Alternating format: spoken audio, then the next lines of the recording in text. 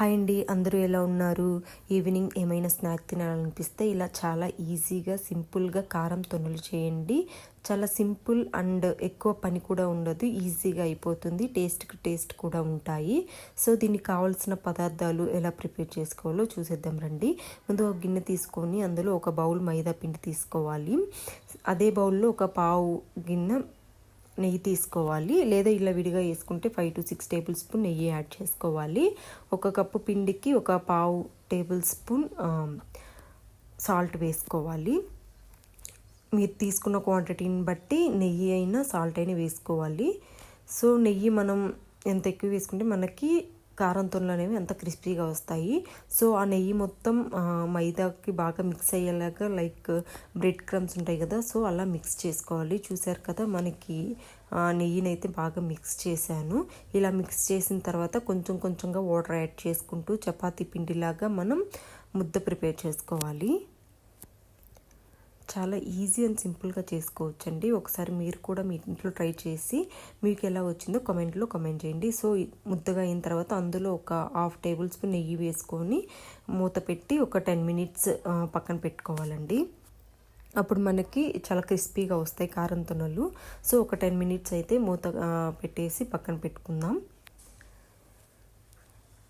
10 minutes అయిపోయిన తర్వాత మనం చపాతీ చేసుకుంటాం కదా, ఆ షీట్ తీసుకొని కొంచెం ఫ్లోర్ వేసుకొని అందులో ముందుగా ప్రిపేర్ చేసుకున్న మైదా పిండి ఉంది కదా, సో దాన్ని ఆ పిండి ఒకసారి రౌండ్గా అట్లా మిక్స్ చేసుకొని చపాతీలాగా మొత్తం పెద్దగా చేసుకోవాలన్నమాట.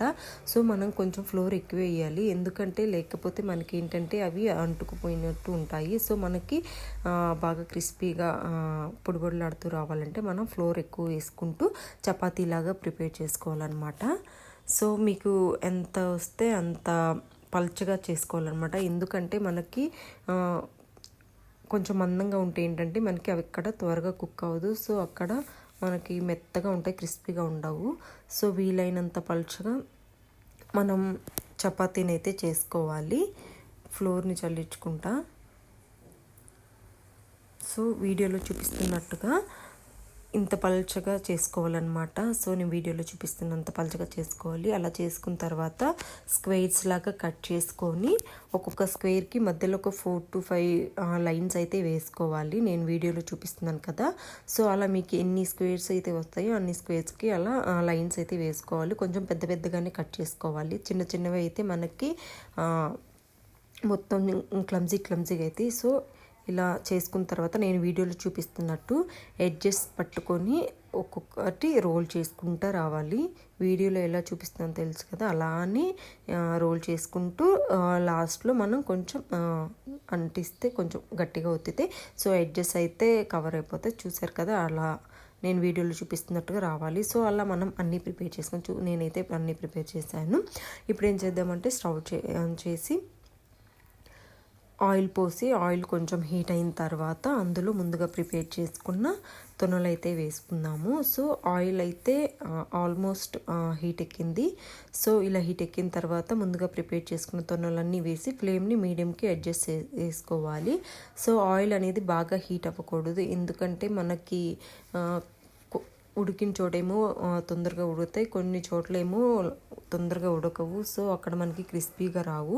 సో ఫ్లేమ్ వచ్చి మీడియం ఫ్లేమ్లో పెట్టుకొని స్లోగా 2 వైపులా తిప్పుకుంటూ కొంచెం బ్రౌన్ కలర్ వచ్చే వరకు కుక్ చేసుకోవాలన్నమాట. సో చూసారు కదా, మనకైతే పర్ఫెక్ట్గా కుక్ అయ్యి కలర్ కూడా చేంజ్ అయింది. ఇప్పుడు ఇవి బయటికి తీసుకొని ఇంకా నెక్స్ట్ ఆయిల్ కూడా వేసుకొని మొత్తాన్ని చూసారు కదా, నాకైతే 1 కప్కి ఇన్ని వచ్చాయన్నమాట. మీరు తీసుకుంటాం క్వాంటిటీని బట్టి మీరు నెయ్యి కానీ సాల్ట్ కానీ అవి అడ్జస్ట్ చేసుకుంటూ వేసుకోండి. సో ఇందులో పావు టేబుల్ స్పూన్ సాల్ట్, అలాగే హాఫ్ టేబుల్ స్పూన్ కారం వేసుకోవాలి. అలా వేసుకొని మొత్తాన్ని ఒకసారి మిక్స్ చేసుకోవాలన్నమాట. ఇలా మిక్స్ చేసుకోవడం వల్ల అన్నిటికీ ఆ కారం అనేది పడుతుంది. ఇంకోటి ఏంటంటే ఇవి లైట్గా వేడిగా ఉన్నప్పుడే వేసుకోవాలి, ఆరిపోయిన తర్వాత వేసుకుంటే మనకి కారం అనేది ఆ తొనలకి పట్టదనమాట. సో అవి లైట్గా వేడిగా ఉన్నప్పుడే కారం వేసుకుంటే మనకి ఆ తొనలకు కూడా కారం పర్ఫెక్ట్గా పడుతుంది. ఇదండి చాలా ఈజీ రెసిపీ. ఈ వీడియో మీకు నచ్చిందని అనుకుంటున్నాను. ఈ వీడియో మీకు నచ్చితే please do like, share and subscribe. అలాగే పక్కనున్న బెల్ ఐకాన్ని క్లిక్ చేయడం మర్చిపోకండి. అలాగే ఈ రెసిపీ మీరు ట్రై చేసి కామెంట్ చేయడం మర్చిపోకండి. Thanks for watching.